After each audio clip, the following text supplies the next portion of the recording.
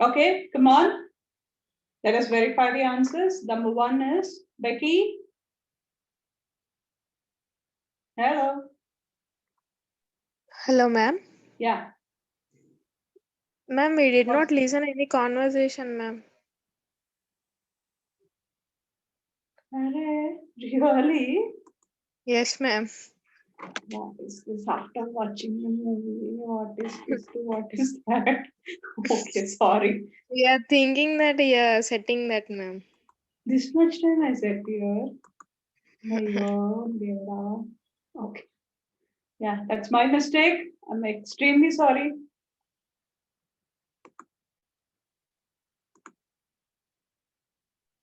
Then I was asking the host about the same, ma'am. I was asking in the personal chat. Oh, okay. IELTS Are you listening? 15. Published by Yes, ma'am. Yes, ma'am. Then all the best. Come on. Cambridge University Press and Cambridge Assessment English 2020. This recording is copyright. Test 1. This is the IELTS listening test. You will hear a number of different recordings and you will have to answer questions on what you hear.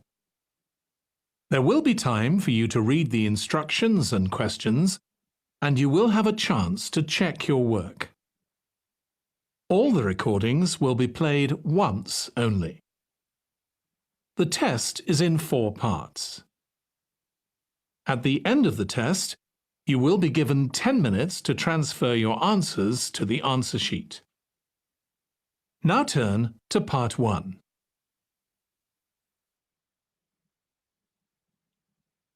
Part 1. You will hear a woman phoning a friend to get information about a job agency. First, you have some time to look at questions 1 to 5.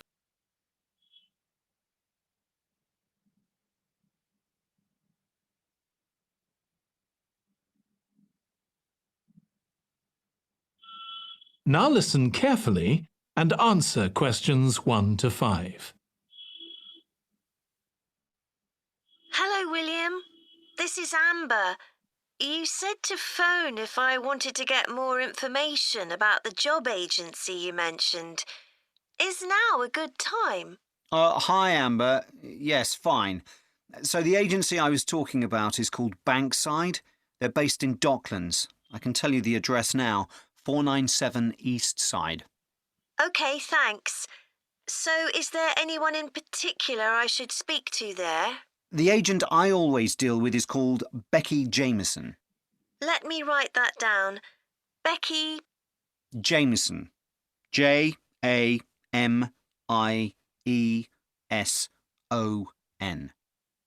Do you have her direct line? Yes, it's in my contacts somewhere. Right, here we are.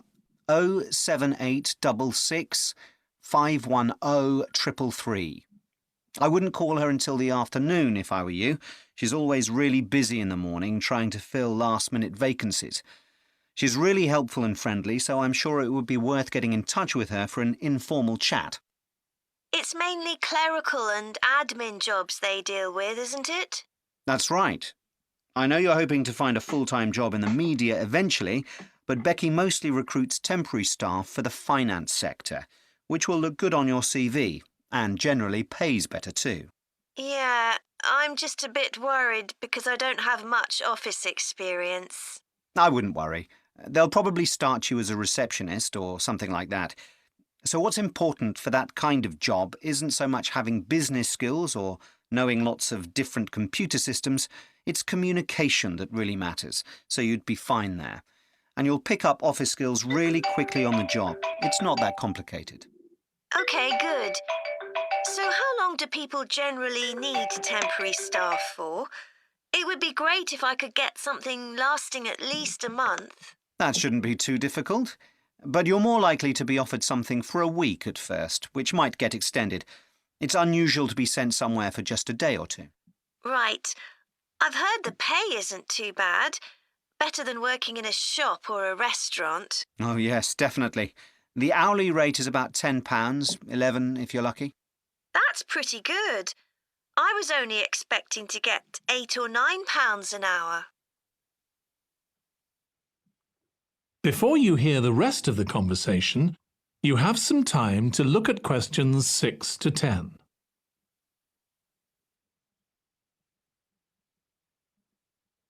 Now listen and answer questions 6 to 10.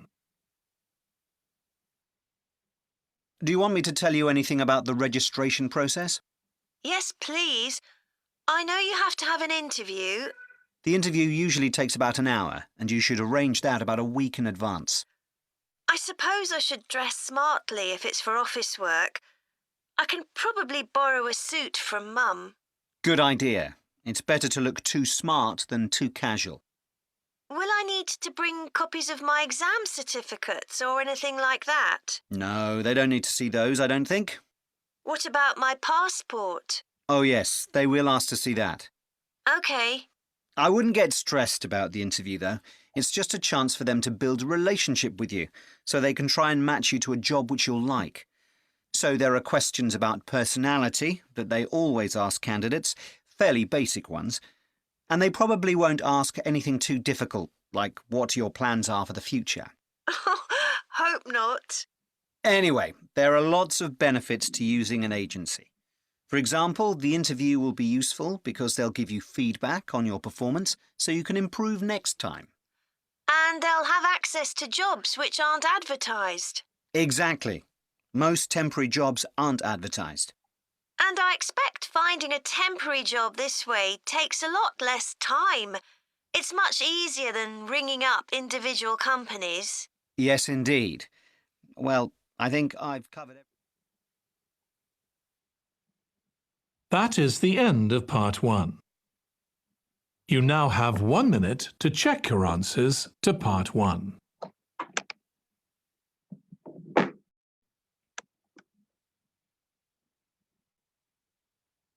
Take time and check your answers.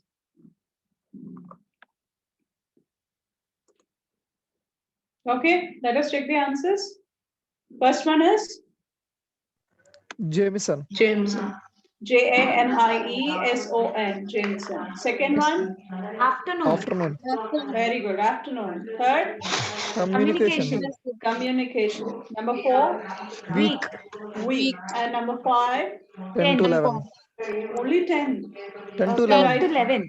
No, 10. 10. Lemon and lucky. No, dear. Let us see. Usually 10. It's 10. Usually Ma'am, 10. 10 only, Correct. ma'am. Only 10. Only 10. 10. Yeah, okay. Somebody is speaking at the back. Those, please mute your microphone. Then the next one, number 6 is Suit. it's suit. And what's the 7th one? Must bring your, Passport. Passport. yeah, it's a passport. And 8th one, Personality. Personality. personality. Number 9, Feedback. feedback. And last one, Time. Time. wow. Time. All 10 correct, raise your hand. Mansa. Mansa. Oh. Alikya, Bhuvaneshwari, Krishna, Akash, very good. Varun, superb. One mistake. Sanjana. Array, don't talk. Oh, it's mute. Don't talk. Manasa, I guess your child is with you. No, ma'am, it's Sanjana also. We two are doing together. That's why. Naughty Sorry, girls, huh? Naughty girls. Sorry. It's okay.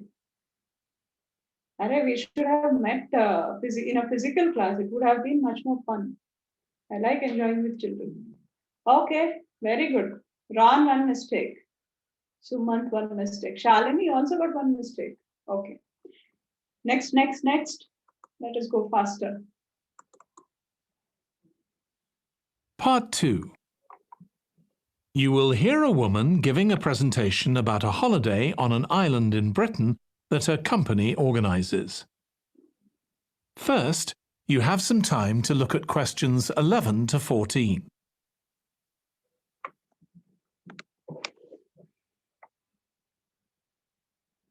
Now listen carefully and answer questions 11 to 14. Good morning.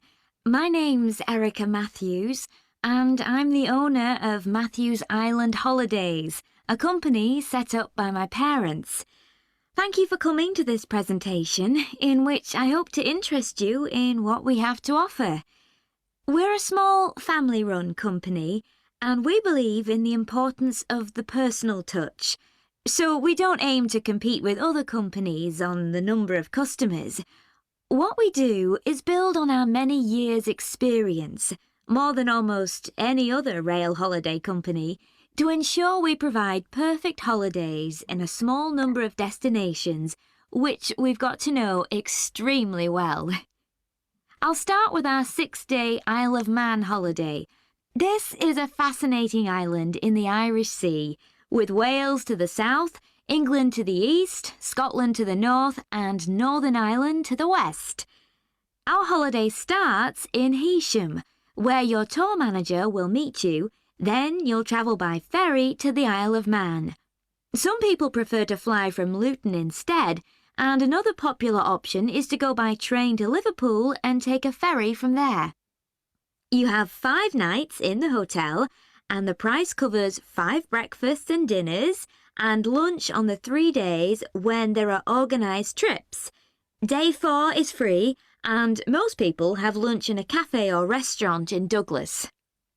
The price of the holiday includes the ferry to the Isle of Man, all travel on the island, the hotel, and the meals I've mentioned. Incidentally, we try to make booking our holidays as simple and fair as possible, so unlike with many companies, the price is the same whether you book 6 months in advance or at the last minute, and there's no supplement for single rooms in hotels. If you make a booking, then need to change the start date, for example because of illness, you're welcome to change to an alternative date or a different tour for a small administrative fee. Before you hear the rest of the talk, you have some time to look at questions 15 to 20 and answer questions 15 to 20. Okay, so what does the holiday consist of? Well, on day 1, you'll arrive in time for a short introduction by your tour manager, followed by dinner in the hotel. The dining room looks out at the river, close to where it flows into the harbour, and there's usually plenty of activity going on. On day 2, you'll take the coach to the small town of Peel, on the way calling in at the Tynwald exhibition. The Isle of Man isn't part of the United Kingdom, and it has its own parliament called Tynwald. It's claimed that this is the world's oldest parliament that's still functioning, and that it dates back to 979. However, the earliest surviving reference to it is from 1422, so perhaps it isn't quite as old as it claims. Day 3, we have a trip to the mountain Snaefell. This begins with a leisurely ride along the promenade in Douglas in a horse-drawn tram. Then you board an electric train which takes you to the fishing village of Laxey. From there, it's an 8-kilometre ride in the Snaefell Mountain Railway to the top. Lunch will be in the cafe, giving you spectacular views of the island.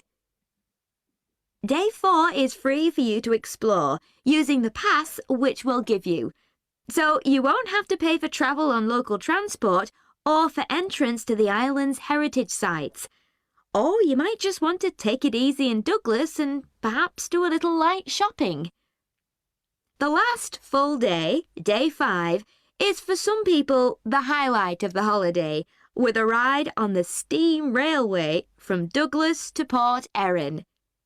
After some time to explore, a coach will take you to the headland that overlooks the Calf of Man, a small island just off the coast. From there, you continue to Castletown, which used to be the capital of the Isle of Man and its medieval castle. And on day 6, it's back to the ferry, or the airport if you flew to the island, and time to go home. Now, I'd like to tell you a bit more. That is the end of part 2. You now have 30 seconds to check your answers to part 2. Check your answers.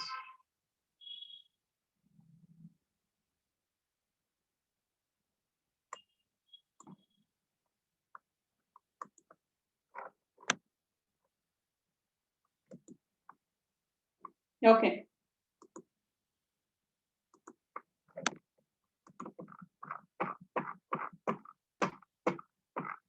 Now, let us see.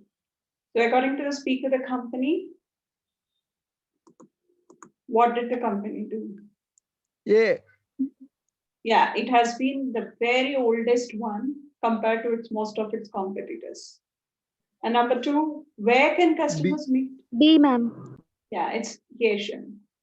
Next, how many lunches are included? 3. 3, ma'am. 3, correct. Customers have to pay extra for? C.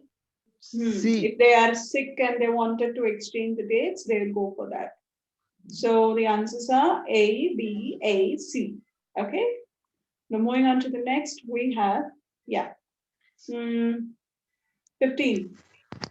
River. River. Yeah, it's a river. And Tinwall, when was it founded? 1422. Yes, 1422. exactly. Very good. 1422. And train to dash of the snowfall. Top. Top. Top Mountain. of the snake. Not mountain. Top. Top. Next is company provides a dash for Pass. local transport. Pass. Pass. They need not pay. Only for heritage site. Take the dash railway train. Steam. Yes. And free time to coach Castletown, former Capital. capital. Wow, very good. All correct. Shalini River Rosa and very good, Shalini. Hyperactive. Alekia. Good. What else? 2, only 2. Okay, no problem. But very good, very good. Next, one mistake. Bhuvaneshwari. Shalini, do you have clarity? Bhuvaneshwari. Only one mistake, Bhuvaneshwari. It was not tough, right? It was easy one only. Why are you all sleeping? Who's this iPhone in the middle? Okay, no issues. 2 mistakes, my kids. Krishna, Akash, Devi. Be active, Sumant, Varun. Akash, what were your mistakes, Akash? Ma'am, in multiple choice for second question, I kept to answer C, ma'am. Okay. And in last 10th question, I missed that one, ma'am. 10th question was, okay, last question of that. Yes, ma'am, last. Okay. What was the tough thing to you? Were the fill in the blanks or multiple choice? Multiple choice, ma'am. IELTS free class in Japan. Okay. Krishna, please. Okay. Next, Devi. What was difficult for you? Multiple choice or normal sentences? Normal sentences. Okay. Suman? Last question, ma'am. Okay. I Fill am in the unable to blanks. catch the answer. Yes, ma'am. Last one. Okay. More On focus mountain is answer. required. Okay. Concentration is required because they won't stop at where you require the answer. That means you have Okay, not done ma'am. the reading when 30 seconds was given. Now, next time onwards, try that 30, use that 30 seconds to read and dot the keywords. Now it is not possible, but just try to remember. Okay? Right. Now let me play the next part.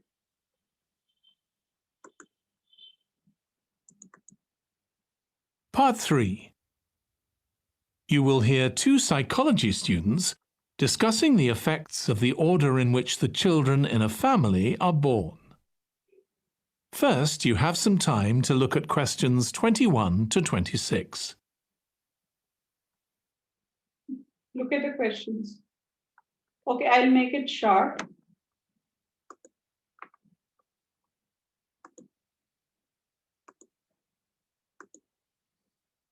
I'll just zoom in.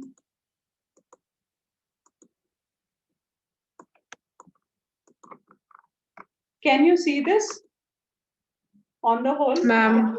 Yes, ma'am. Yes, ma'am. Yes, ma'am. Because you have to see this question on the whole at a time. Yes, ma'am. Now I'll start the conversation.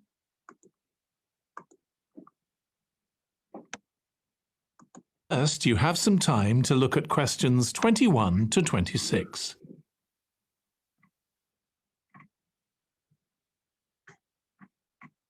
Six questions, 8 choices are given. A to H you have to answer.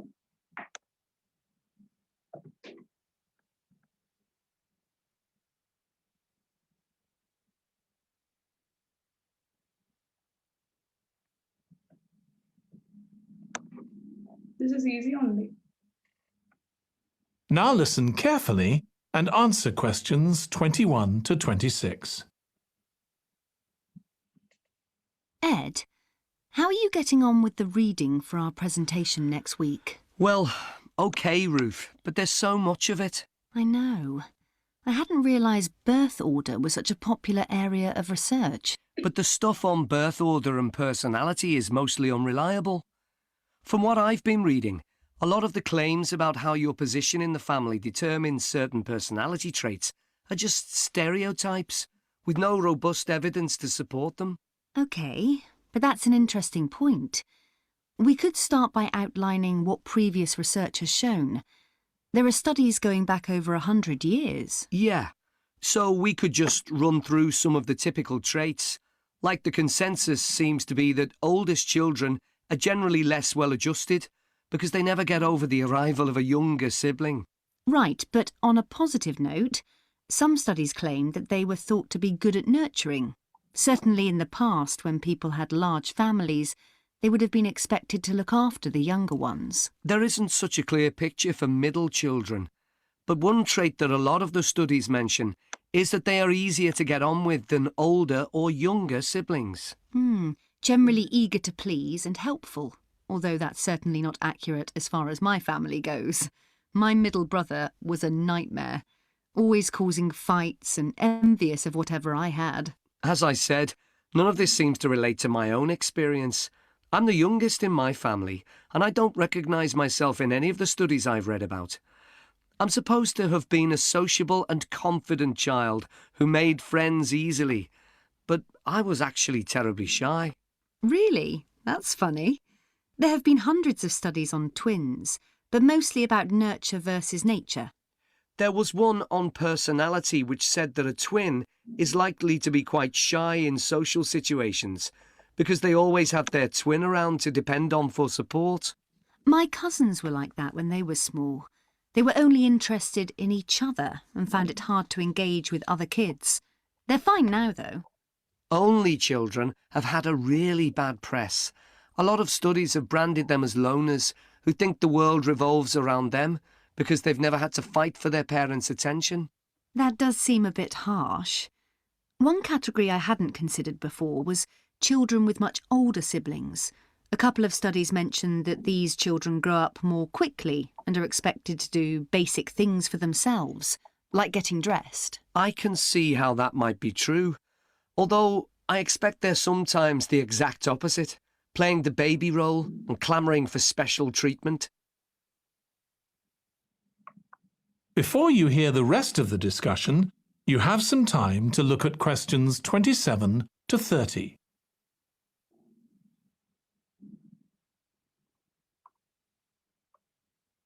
Look at the titles. Choose A, B, or C. Choice.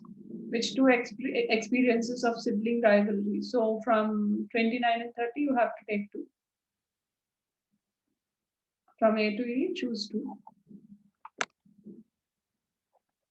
Now listen and answer questions 27 to 30. What was the problem with most of these studies, do you think? I think it was because, in a lot of cases, data was collected from only one sibling per family, who rated him or herself and his or her siblings at the same time. Some of the old research into the relationship between birth order and academic achievement has been proved to be accurate, though. Performances in intelligence tests declined slightly from the eldest child to his or her younger siblings.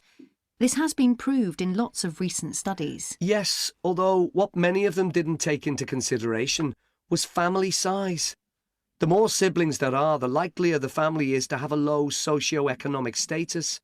which can also account for differences between siblings in academic performance. The oldest boy might be given more opportunities than his younger sisters, for example. Exactly. But the main reason for the marginally higher academic performance of oldest children is quite surprising, I think. It's not only that they benefit intellectually from extra attention at a young age, which is what I would have expected. It's that they benefit from being teachers for their younger siblings by verbalizing processes. Right. And this gives them status and confidence, which again contributes in a small way to better performance. So, would you say sibling rivalry has been a useful thing for you? I think so. My younger brother was incredibly annoying, and we fought a lot. But I think this has made me a stronger person. I know how to defend myself. We had some terrible arguments, and I would have died rather than apologise to him. But we had to put up with each other, and most of the time we coexisted amicably enough. Yes, my situation was pretty similar. But I don't think having two older brothers made me any less selfish. I was never prepared to let my brothers use any of my stuff. That's perfectly normal, whereas sometimes... Bit tricky. That is the end of part 3. You now have 30 seconds to check your answers to part 3. I'll just show you the questions. Take 1 minute time, no problem. So try to answer. You want me to play it one more time? Or let us check first? Yes, ma'am.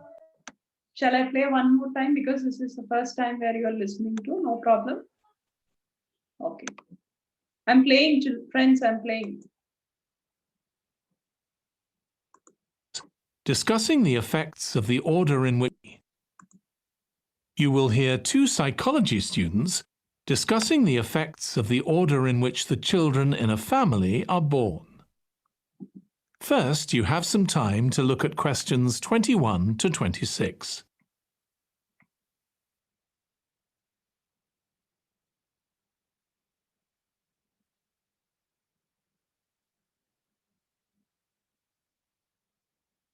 Listen carefully. Everything was in an order only. No need to confuse. First, they are talking about eldest, second, middle. Look at the question. Question-wise only they spoke. Only thing is you have to check at A, B, C, D, E, F, G, H. Now listen carefully and answer questions 21 to 26. Ed, how are you getting on with the reading for our presentation next week? Well, okay, Ruth, but there's so much of it. I know. I hadn't realised birth order was such a popular area of research. But the stuff on birth order and personality is mostly unreliable. From what I've been reading, a lot of the claims about how your position in the family determines certain personality traits are just stereotypes, with no robust evidence to support them. OK, but that's an interesting point. We could start by outlining what previous research has shown. There are studies going back over 100 years. Yeah, so we could just run through some of the typical traits. Like the consensus seems to be that oldest children are generally less well-adjusted because they never get over the arrival of a younger sibling. Right, but on a positive note, some studies claim that they were thought to be good at nurturing. Certainly in the past, when people had large families, they would have been expected to look after the younger ones. There isn't such a clear picture for middle children, but one trait that a lot of the studies mention is that they are easier to get on with than older or younger siblings. Generally eager to please and helpful, although that's certainly not accurate as far as my family goes. My middle brother was a nightmare, always causing fights and envious of whatever I had. As I said, none of this seems to relate to my own experience.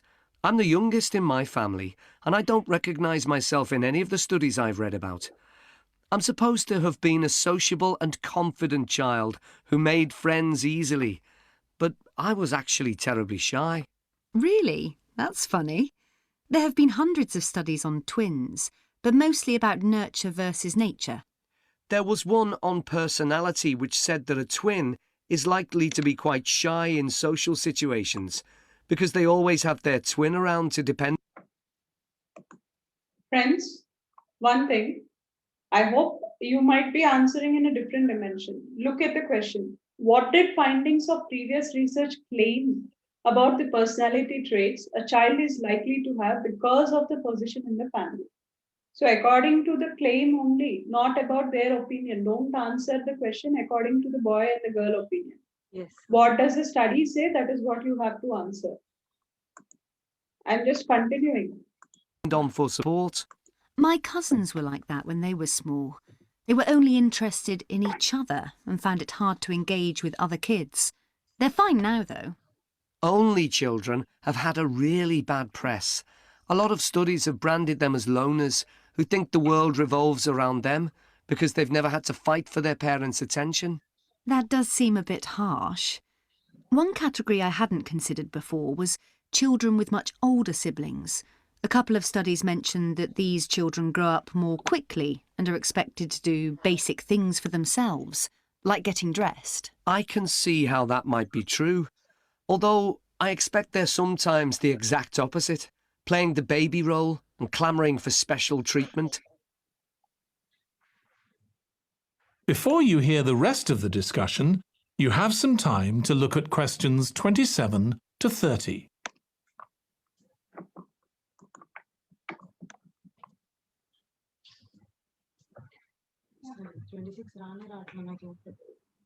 Please mute yourself.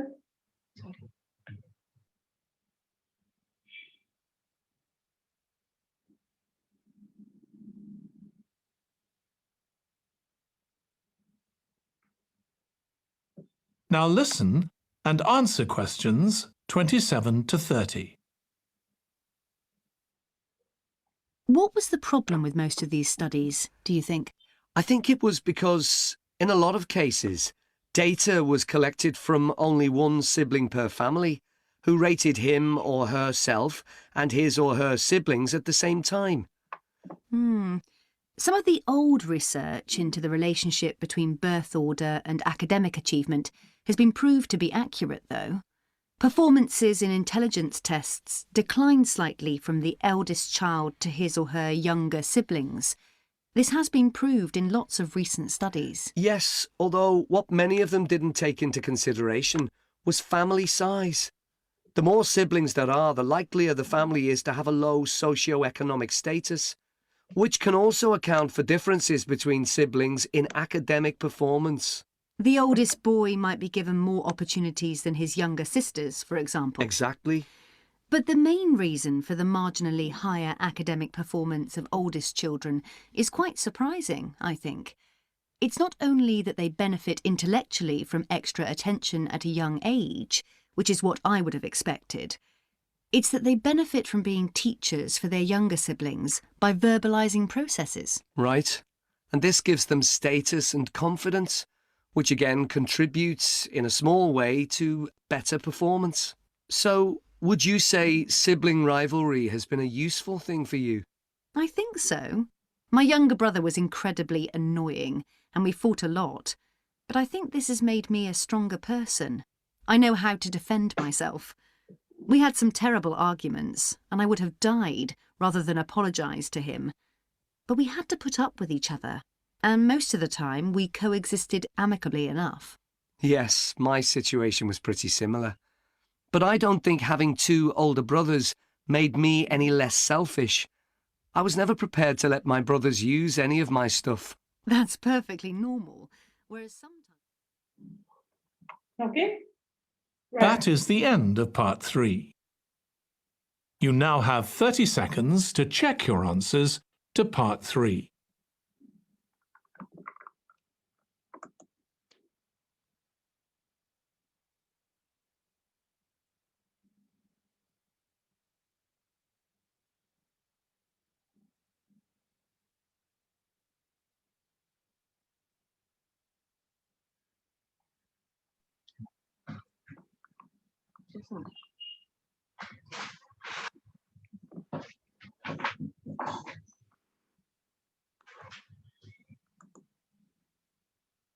Okay.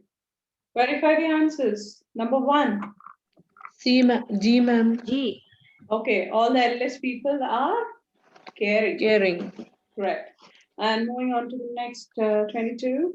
Middle. F, ma'am. Yes, they Cooperative. are cooperative. Cooperative. Yes, yes. And number 23, like this fellow. Outgoing. Outgoing. Correct, very good. Next 24. E. Introvert. What do you mean by introvert? Interdependent. The person who doesn't express himself or herself out too much. They're less talkative, not Who's even too shy. shy. Very shy. Correct. Okay, they are called as introverts. Twins are introverts because they always depend upon the other twin. It was told there. And only one child? Selfish. B, Selfish, ma'am. selfish. Okay, the last one, the child with much older siblings. C. C, ma'am. What is C? Independent. Yes. Independent. Yes, because of the more gap, they learn to dress themselves more and all. No help will be taken. No one will help them. Okay, so they become this. Now move on to the next. So the order is G, F, A, E, B, C. Okay, next. Now this keywords are birth order and academic success. Those are the keywords actually. And evidence. What do speakers say about evidence related to birth order and academic success? What's the answer? C, ma'am. C. B. No. B Yeah, is ma'am. the answer. Yay! See, okay. See, actually, all three are like they were discussed. But what is the question? Look at this. What is the evidence? How did they come Academic to success. know? Okay. So how all 3 points are discussed, but the answer according to this question is B. There's a little doubt that there is a word though spoken over there. That is nothing but a doubt. Okay, birth order has less influence on academic achievement than socio-economic status. It was clearly told actually. Okay, now here in this next question, surprising about the difference. Difference is one keyword and oldest children's academic performance. So what's the answer for this? A, ma'am. Yeah, it's A. It mainly thinks about the roles of, they teach. That's the reason why they teach to the younger siblings, so they develop the leadership qualities. Now, what about this? Which two experiences of sibling rivalry do speakers agree has been valuable to them? B and D. D, ma'am. Learn to share and learn to be tough. Learn to stand for oneself and learn to be. Learn to say sorry. No. Oh. No. A. Tolerant. B, D, To be ma'am. tolerant. B and D. Either you write D first and write B next. It's okay. Anything. B, D, both are the answer. They both say no. We learn to support each other and learn to be tolerant is not a word used over there, but it's like support. Ma'am, but they did also say that we wanted to kill each other, but we learned to say sorry. Will that not be considered like that? Those were all the examples. Okay. Okay. Learn to say sorry is there. Okay. That's what. See, there are here also, dear. All the 3 answers are discussed. But according to the question, it is only one. Look at the question. Experiences of sibling rivalry, do speakers agree has been valuable for them? Okay. Okay. Okay. Next. You want to listen to the last part once for your doubt? Yeah. Part 3. No, I go last. You will hear 2 psychology students discussing the Processes. Right. And this gives them status and confidence, which again contributes in a small way to Age, which is what I would have expected. It's that they benefit from being teachers for their younger siblings by verbalizing processes. Right. And this gives them status and confidence, which again contributes in a small way to better performance. So, would you say sibling rivalry has been a useful thing for you? I think so. My younger brother was incredibly annoying, and we fought a lot. But I think this has made me a stronger person. I know how to defend myself. We had some terrible arguments, and I would have died rather than apologise to him. But we had to put up with each other, and most of the time we coexisted amicably enough. Yes, my situation was pretty similar. But I don't think having 2 older brothers made me any less selfish. I was never prepared to let my brothers use any of my stuff. That's perfectly normal. Agree? Whereas sometimes... Yes, ma'am. Got it now. Yes. Okay. That is the end of part 3. Yeah, move on to the next first. eucalyptus tree in Australia?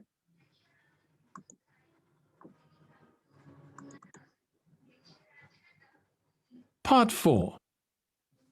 You will hear a student giving a presentation about a type of tree known as the eucalyptus, which is common in Australia. First, you have some time to look at questions 31 to 40. All at a time. But questions will mostly come in order.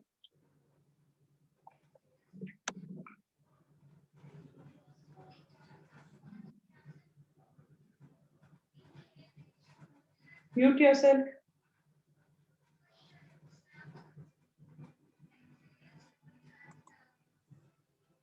Sushmita, mute yourself, Sushmita.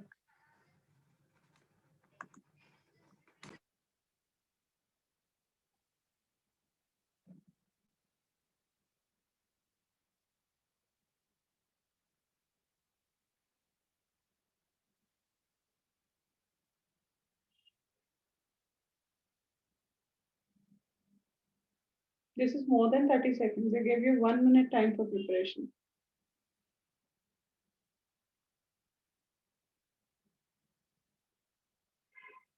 When there is a paper in your hand, you have to underline the keywords. Now listen carefully and answer questions 31 to 40. Today, I'm going to talk about the eucalyptus tree. This is a very common tree here in Australia, where it's also sometimes called the gum tree. First, I'm going to talk about why it's important. Then I'm going to describe some problems it faces at present. Right, well, the eucalyptus tree is an important tree for lots of reasons. For example, it gives shelter to creatures like birds and bats, and these and other species also depend on it for food, particularly the nectar from its flowers. So it supports biodiversity. It's useful to us humans too, because we can kill germs with a disinfectant made from oil extracted from eucalyptus leaves. The eucalyptus grows all over Australia, and the trees can live for up to 400 years. So it's alarming that all across the country, numbers of eucalyptus are falling because the trees are dying off prematurely. So what are the reasons for this? One possible reason is disease. As far back as the 1970s, the trees started getting a disease called Mundula yellows. The tree's leaves would gradually turn yellow, then the tree would die. It wasn't until 2004 that they found the cause of the problem was lime, or calcium hydroxide, to give it its proper chemical name, which was being used in the construction of roads. The lime was being washed away into the ground and affecting the roots of the eucalyptus trees nearby. What it was doing was preventing the trees from sucking up the iron they needed for healthy growth. When this was injected back into the affected trees, they immediately recovered. But this problem only affected a relatively small number of trees. By 2000, huge numbers of eucalyptus were dying along Australia's east coast of a disease known as bell miner-associated dieback. The bell miner is a bird, and the disease seems to be common where there are high populations of bell miners. Again, it's the leaves of the trees that are affected.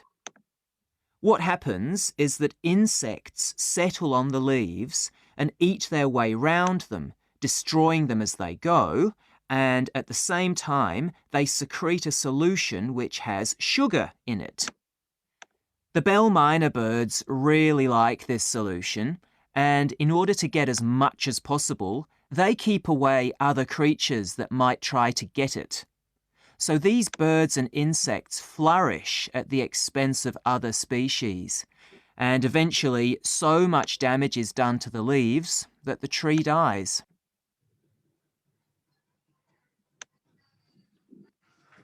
But experts say that trees can start looking sick before any sign of bell minor associated dieback.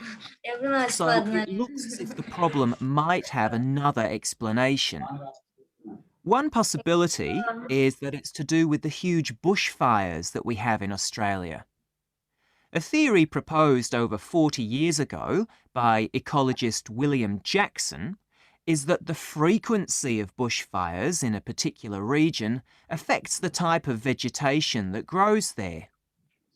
If there are very frequent bushfires in a region, this encourages grass to grow afterwards, while if the bushfires are rather less frequent, this results in the growth of eucalyptus forests. So why is this?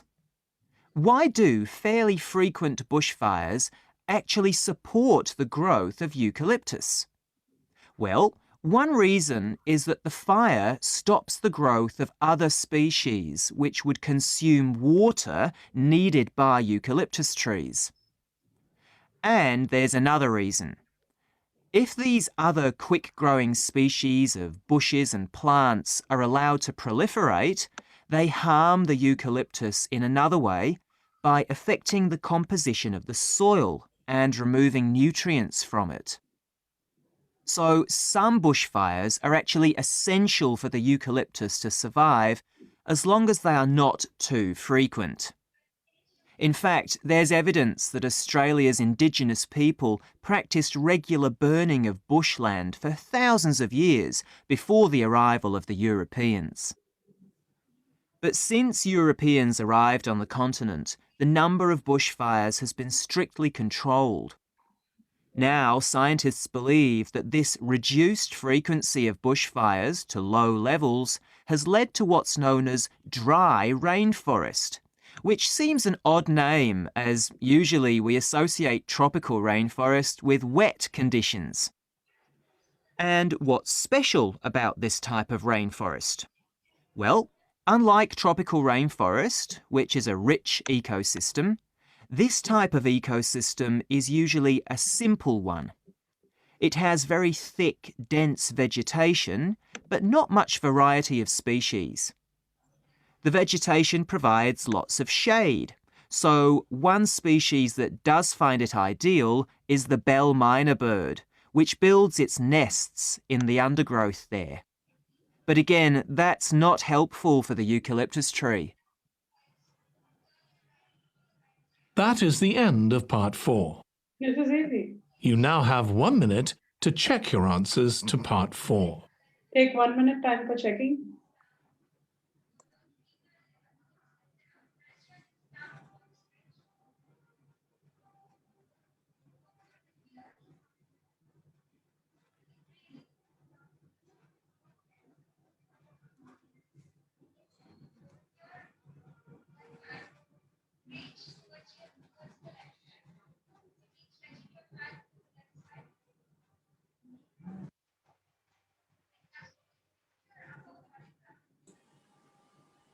Okay, let us check the answers. 31, it provides dash and food. Shelter, ma'am. Yeah, it's shelter. Shelter. Very good, very good. Its leaves provide dash, Oil. which is used to make a disinfectant. It's oil, correct. And Mundila allows lime and making dash was absorbed. Roads. Is the end of the listening Roads, test. correct. In the Next, cause dash feed on eucalyptus leaves. Insects. It's very clearly mentioned. Okay, now going to the high frequency of the things. High frequency bushfires 35, what is the answer? Grass. Grass, correct. Grass. Yeah. And mid frequency? Water. Water. Okay, water available for trees. Because of that only eucalyptus come into existence. And maintain the quality of the soil. And low frequency results in the growth of dash rainforest. Dry. Dry rainforest. It's also a clear answer. Which kind of ecosystem is there? Simple. Very good. I thought somebody will write tropical. Who wrote tropical? I'll check. Next, an ideal environment for dash of a bell miner. Nest. Nest or nest, both are correct. Okay. Ma'am, for one of the answers, I was doubtful about, like, I thought What it was the either answer? 35, Yeah. vegetation or grass. So, by any chance, can I put a slash and write two options? Or No, they will strike it away. So, that option, we cannot do it like that. No, Okay. don't never write two answers. Okay, ma'am, yeah. Okay, right. So, section 2, all corrects, raise a hand. Sushmita, put off your microphone. Very good, Shalini. One mistake in section 2. One mistake, no one. Bhuvaneshwari, good, very good. Devi, fine. 2 mistakes in section 2. 2 mistakes in section 2. Akash, you got 2 mistakes. Very good. Sumant, 2. So maximum got 2. Right. Yeah. Come to the third one. All corrects in third one. In the last set. What set? Section 2. I'm sorry, not section 2. Last set. All corrects. Very good. Very, very good. Only 3. Many of you have answered the questions. No. Okay. 1 mistake. Last one. 1 mistake.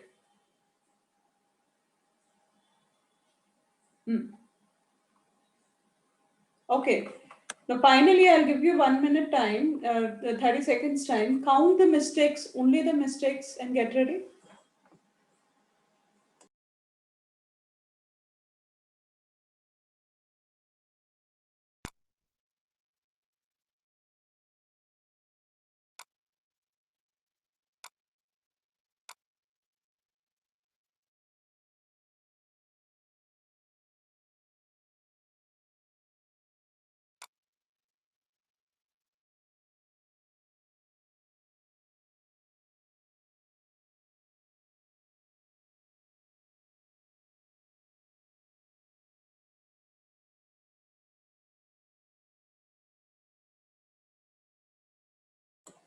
Okay.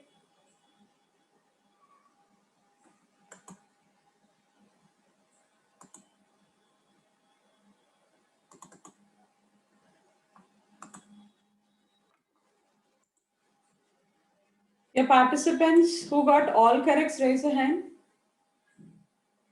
No one. No problem. 1 mistake. No issues. 2 mistakes. Fine. 3 mistakes. 4 mistakes. Very good. What is your score? Look at the score. 4 mistakes since your band score is 8. Akash, Bhuvaneshwari and Shalini, your band score is 8. Okay? That was not an easy one, friends. This is from the latest book which was given by IELTS Cambridge University Press. It is book number 15, academic. Okay? Still you are able to do 8 is not a simple task. Next, 5 mistakes. Still 8, Manasa. Good. Manasa and Krishna. Alekya also. 8. 6 mistakes. 6 mistakes, please. No one. At I count, you might have got frustrated looking at mistakes. 7. 8. How many, Devi? 7 or 8? Devi, 7 or 8? 8, ma'am. 8. Look at the score. You got 7. Band score. Good. Okay. Okay. So fine. That is your band score. So you have tested yourself. Today it was 8. And it's not a simple test which we have. Third section has been tough where you felt. Okay. Rest are like everyday's works. Right? So beyond this level of difficulty, things will not be done, because if you look at 12, 13, 11, those are a bit simpler books compared to 15th book. This is a 15th latest edition book exercise, which people have done. Okay, right. Now what do you want me to do? Reading or words or grammar? Grammar next week. What do you want me to do? We have still time. 15 minutes to 20 minutes. Friends? Vocabulary. Vocabulary, remember the words? Okay, what is abash? Friends, what is abash? Devi, I'll come back to you. Wait. Abash. Hello, Abhishek, Aishwarya, Shy. Salman Khan. Shy, there's one word which I told you for shyness. Embarrassed. Embarrassed, correct. What do you mean by aberrant? Aberrant. What was the mnemonic which we used? Abhorrent. Abba. The rent is too much, or else my Abba has given the rent for too much. Okay, whatever. Next, a coil. Reception. Reception, to receive. To receive. Akka applied oil and came to the reception. Okay. Shall I'm asking you the questions from the words which we have learned. You should be remembering. Abnegation. Ab nahi. Tell a simple word. Abnegation. Ab nahi. I don't want it now. Please, you can take it. Sacrifice. Sacrifice. Self-sacrifice. Okay. Abscission. Using a scissor. To cut off. Cut off. Or separate. Abstemious. Dieting. And to spare the food. Okay. In order to increase your abs and increase your stamina, what do? Diet. You diet. You eat very less, not like me. I sit eating ice creams. Okay. Next, abysmal. Bottomless. Bottomless. What was the key there? Depth. B smile. B smile means 20 miles. B's is 20 in Hindi. Okay. Addle. Oh, I didn't tell that, right? No, that was the last one, ma'am. Okay. Right. Now we are going with the next words I'm sharing today. I will also tell you a list of one-word substitutes which are really very important to you after completing this one. Also, we'll try to finish more words today.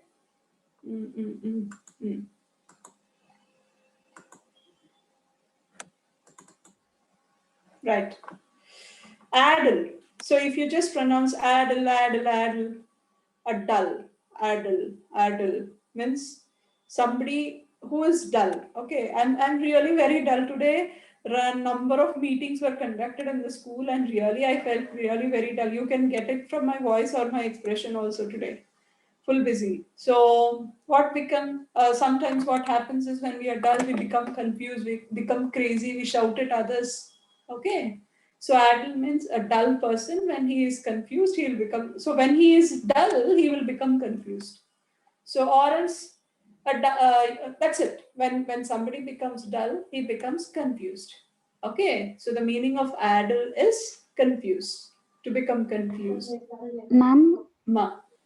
Could you explain with using that word in an example?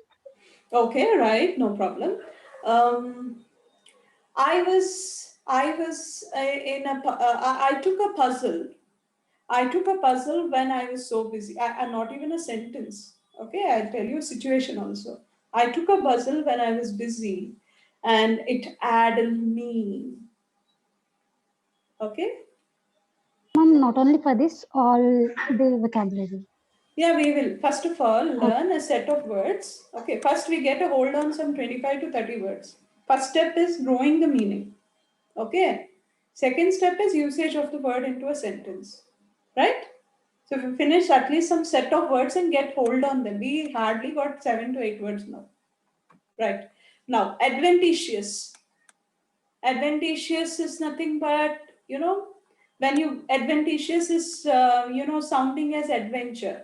So when you go to an adventure, everything will know. Adventure itself is something by chance. Okay, when you go there, you try to find out a snake and you will find a lion. You try to find out the greenery in the forest, but you look at a panther and run away. So something which is by chance. Okay. Okay, when you go for an adventure, anything associated by chance is called as adventitious. Okay, right. Next, behemoth. So you remember the word mammoth, friends. Mammoth, I guess you people have known about the mammoth. Mammoth is a huge creature. There are so many stories which are, cooked up on this weird figure called as mammoth, and they say it is still alive in the Himalayan region. The size of the leg is also to a half of a kilometer, like that. The footprints will be there. So behemoth. Okay. Remember the word mammoth. Normally, mammoth is something which is very huge. So behemoth is also to be taken to be a very huge or a monstrous creature. Monstrous means, in Telugu we call it to be Rakshasa. Right? And next we go for the next word, blandishment. Blandishment. Okay. Suppose you want some work to be done by your father or your brother. You are very good in cooking. Okay, you cook some, chicken 65 or chicken dum biryani, because I like them, I'm telling. Okay, so and take it to your brother and say, brother, I want something very important. It is only you who could do it. Right? So blandishment is nothing but just praising someone. Now, why did I tell all that dish and all? Bland and dish. Bland, you remember it like plan. And dish is any food that you cook. So you plan a dish and take it to somebody to praise them. Right? That is called as blandishment. Right? Now tell me, what is adventitious? Friends, what is adventitious? By chance. Happening by chance. Correct. What is addle? That person confused. To become confused. What is behemoth? Huge creature. Huge creature. And what is blandishment? Flattering with food. What do you mean by flattery? Flattery. What do you mean by flattery? What is the meaning of Icing flattery? them. Ice cream. So big. Biscuit, chocolate. Huh? Okay. Next. In Telugu, they say pulihara also. My students, they talk all kind of languages. Previously, I never used to understand. Then I came home and I asked my daughter and my son, what are all these words? Both of them explained me. Okay. Next. Construe. Okay. See, look at this meaning over here. Count true. Who is true? Okay, let me know. Come on, you people are talking something. Both of them are having a discussion who is good and who is bad. And I came in for the settlement and I'll ask, come on, construce. That means I will ask for explanation, right? So construce is nothing but to ask who is true. Count true. Okay, so that means explain me who is true. Construes is to explain. Next, denizen. So denizen is something which is rhyming with the word called as citizen. Denizen, citizen. You know what are rhyming words? Similar pronunciation words at the end kind. Those are citizens are the people who are common to a particular country. Now you remember denizen like a person who is a common to a particular den or a residence or a building. They are called as denizen. Suppose all of us are residing in one apartment. We are all called as denizens. Okay. Look at the word, meaning inhabited or a resident of a particular place, or else a regular visitor for that particular place. Okay. So he's a denizen.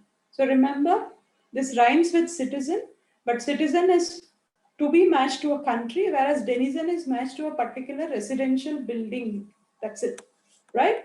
And what do you mean by adventitious? By chance. By chance. What is addle? Confused. Construes? Who's true? Explain. Explain. Who is true? Explain. Okay, next, what is that's completed. What is the last word which I told you? Denizen. What is denizen? A visitor to a particular place. Or a person residing in a particular building. Okay. Okay. What is blandishment? Flattering with food. Flattering the people. Okay, next one is douse. Okay, so presently, if you're very tired, you like to sleep, you become tired and you feel drowsy. When you feel drowsy, once somebody brings a mug of water and throws on your face, how would it be? Or else you put your face in a sink and wash your whatever the face that you have. Okay, so douse is plunge into water or make yourself wet. Making something wet is called as drench. Okay, extinguish is to throw, right? So plunge into water, you just jump into water, or else when you jump into water, you drench. Drench is nothing but getting wet. Extinguish is also to come out of that particular whatever the emotion that you have, come out of that drowsiness, right? So you can remember in these 3 ways also, but when you are drowsy, you throw water on your face. Don't throw the hot milk on your face. Next one is facade. Ma'am, I mean, when do we usually use this vocab, or how is it beneficial? I will show you in the next session how the words are really helpful to you. Normally, they come in your because you have done very few number of passages. You are not coming across those particular words. When you do number of passages, you will come across these words in the reading comprehension, where you go into confusion. Okay. Next one is in listening also, because they use a more vocabulary, high level vocabulary, not frequently, but at times. So you should be knowing this high frequent vocabulary. And at the same time, when you are doing your writing part, when you want to make it much more effective and show that you're very highly influential about the language English, you have to use this. Okay, speaking, yes, you will have a flow of words in your mind. A lot of flow of words in your mind. So that's the reason why it gives you, not only that, finally you will be a very good speaker and confident person in English. Wherever you go, you will be a talker encyclopedia. Your emotion will not stop you because of lack of words. Okay, ma'am. You may Thank not you. find them very directly, dear. If it is GRE or GMAT, immediately these words will immediately come into your passages, because you have analogies there, you have sentence completions there and all. In IELTS, you may find them to 40%, whereas in GRE, GMAT, you get it for 80%. That's the only difference. Okay. Now, next set of words which I'm going to show you will be very frequently occurring in you, and they are nothing in your list of your reading comprehension. They are these. See, I'm showing you. Do you see this? One word substitutions. Are you looking at the page? Yes, ma'am. Now today, what do you want to? This doesn't have. If you have time, you can sit and make the mnemonics out of it. But we will only learn the words as if, and we will make them into usage. So what do you want? You want to know about sciences? Because everything should 10 lists are there with 10 words each. Qualities or habits. Let us go for this. Or we have to learn everything. Various likes and dislikes. We'll go with science, ma'am. First one. Because mostly everything is of science here in your passages. Right. Now look at the one. So you will mostly come across graphy as well as logy. Okay, something which is a study is called as logy, and something which is an art which is called as graphy. So you have to look into that like that, and some words will be isolated. Logy and graphy will be most frequent used words in sciences, right? Now look at the first one, printing using a stone or a metal plate with completely smooth surface. So when you want to print something on a stone or a metal plate, okay, which is very smooth. You see a lot of inscriptions written on the granite wall before the buildings, the name plates of the buildings. For example, Alavaikuntapuramlo on the gate, you have it. Okay. And even in our Pavan Kalyan's movie, I don't remember, he enters into the house and Sunanda Nalayam will be there. Okay. So that kind of inscription on the stone or something which is smooth is called as lithography. That kind of inscription, that kind of printing is called as lithography, right? Now, and the next word, very famous word from our childhood, our teacher, social teacher used to come with this in the dreams also, mapping of Earth and its formation. So how the Earth is formed, latitudes, longitudes, blah, blah, blah, revolution, rotation, geography. It is called as geography. Yesterday, I happened to see one of the memes in Facebook, I guess. Two aliens were talking to each other. I don't know whether you have seen it or not. And one alien is asking another alien, what happened to the human beings? They're doing overaction on the Earth. Okay. Another alien said, their planet has completed one full round, therefore they're celebrating. That means New Year is nothing but for one revolution only we have a New Year, no? So one alien is telling to other alien they are doing overaction because they completed one revolution. For that they are doing a lot of celebration. It is waste of time, waste of money, waste of energy. That's very true. We will know, you people will know when you are at 60s, 70s.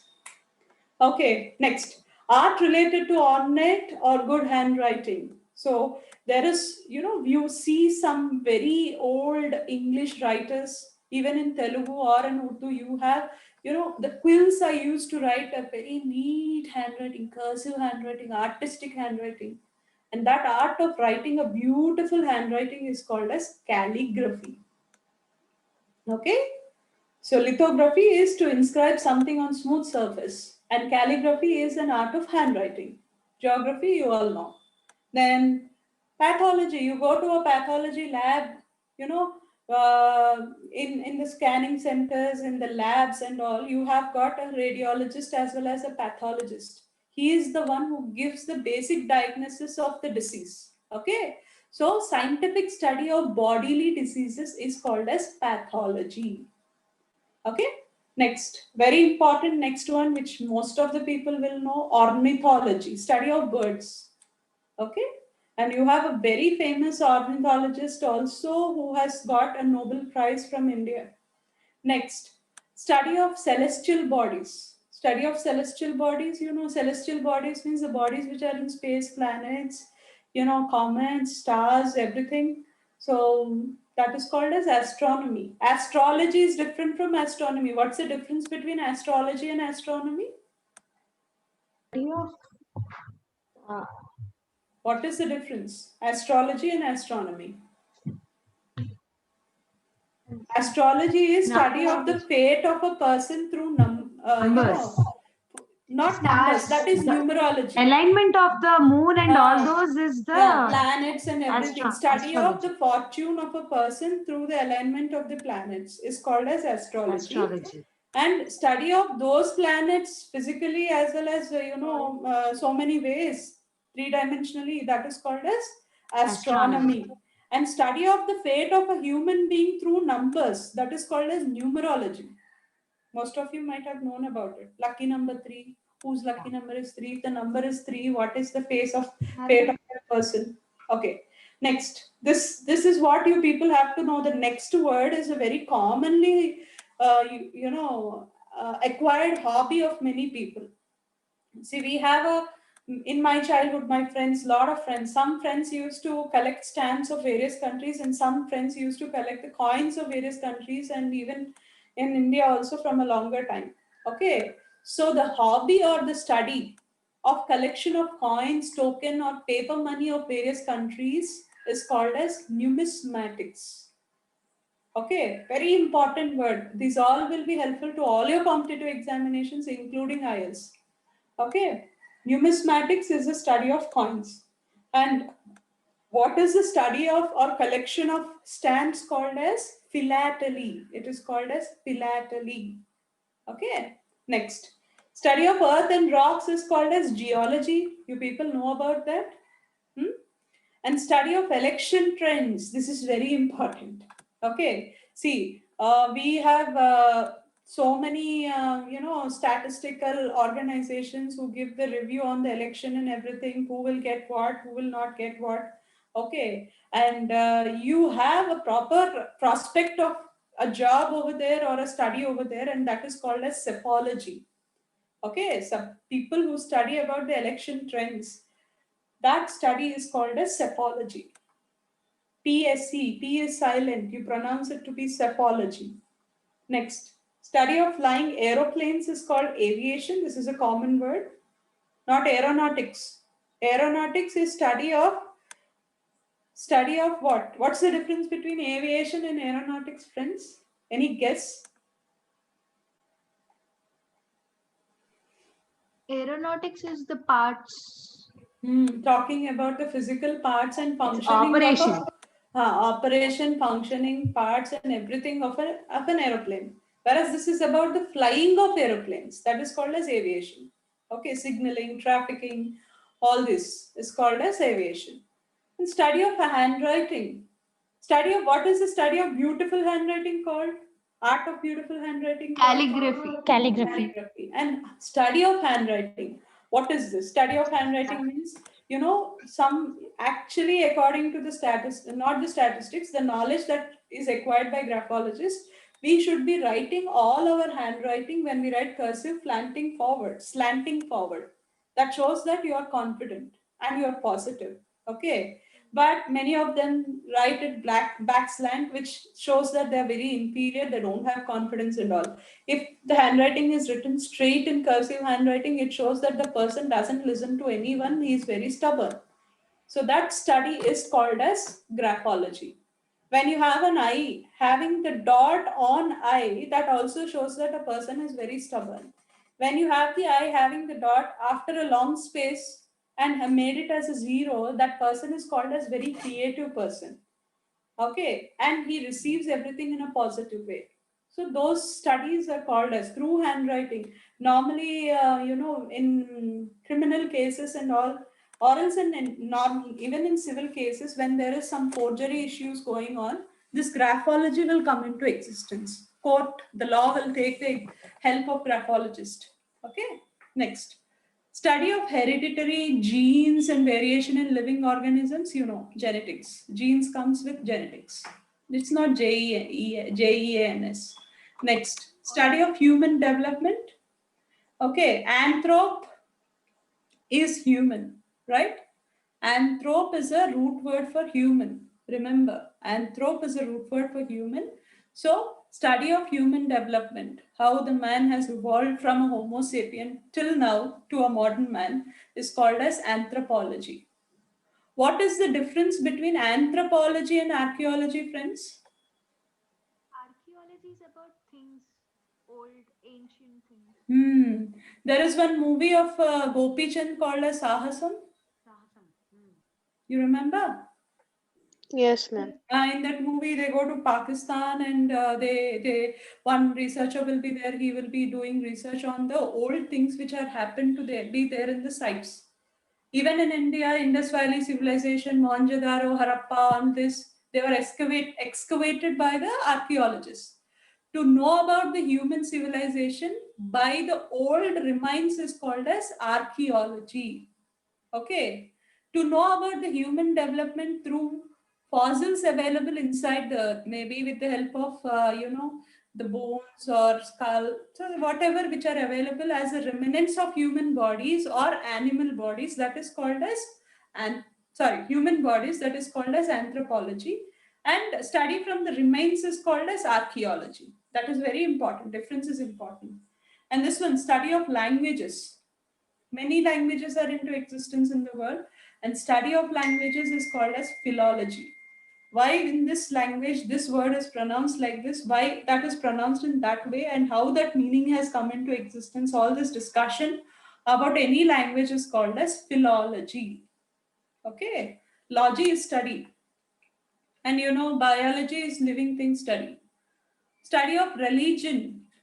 Friends, Many schools of theology are there. Study of any religion is called as theology. It can be of Christianity, it can be of Hinduism, Buddhism, Jainism, or Islam, anything. Study of that particular religion is called as theology.